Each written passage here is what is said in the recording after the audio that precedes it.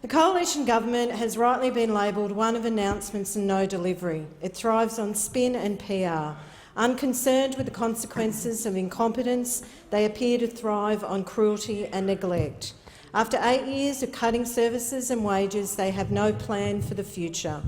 The recent budget, like the last, is a missed opportunity. $100 billion in spending and a record $1 trillion in debt. There is no plan to help struggling families and small business, tackle the jobs crisis or build for the future. With no plan, I fear this will leave us well behind our global peers over the coming decades, and Australia on the edge of a global stage and our younger generation worse off. This government has mishandled JobKeeper, aged care, the NDIS, national quarantine and the vaccine rollout. $15 to $20 billion of JobKeeper money intended to go to struggling businesses became corporate welfare. JobKeeper was supposed to support those who were suffering. It was never meant to go to the profits of those who were rising.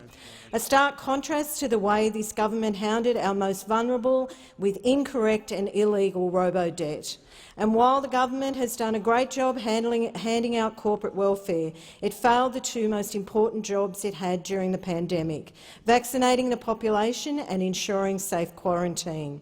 The Prime Minister claimed the vaccine rollout isn't a race. Well, if it wasn't a race, why did he boast about being front of the queue? But we're not even in the top 100 countries in total vaccinations. The Prime Minister failed to secure enough vaccines for us. No planning for the complications or delivery issues. The Prime Minister promised 4 million people will be vaccinated by the end of March. That didn't happen.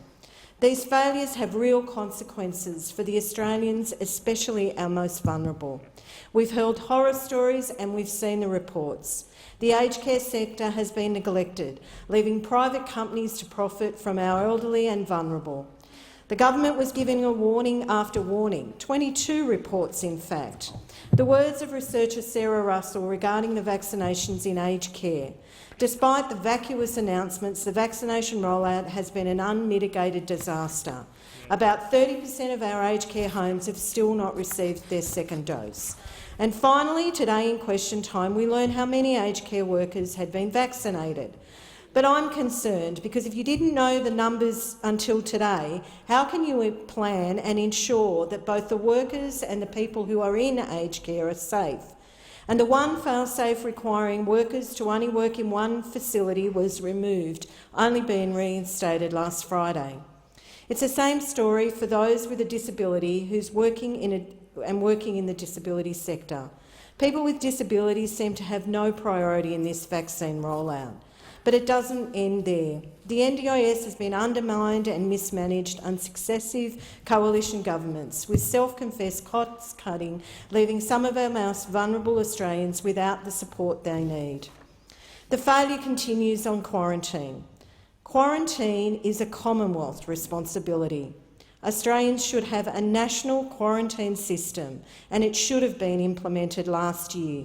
If that had happened, Victoria would not be in lockdown now.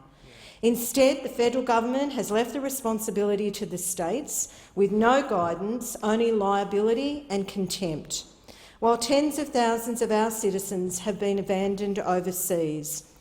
The stories from places like India are heartbreaking. Australians living in constant fear of contracting COVID-19 in nations overwhelmed and with collapsing health systems. We've already had needless deaths of Australians stuck in India.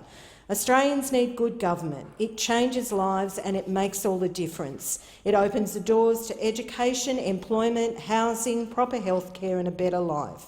Unlike this government, Labor has a plan, building affordable housing, protecting workers, investing in skills and apprenticeships and helping young Australians.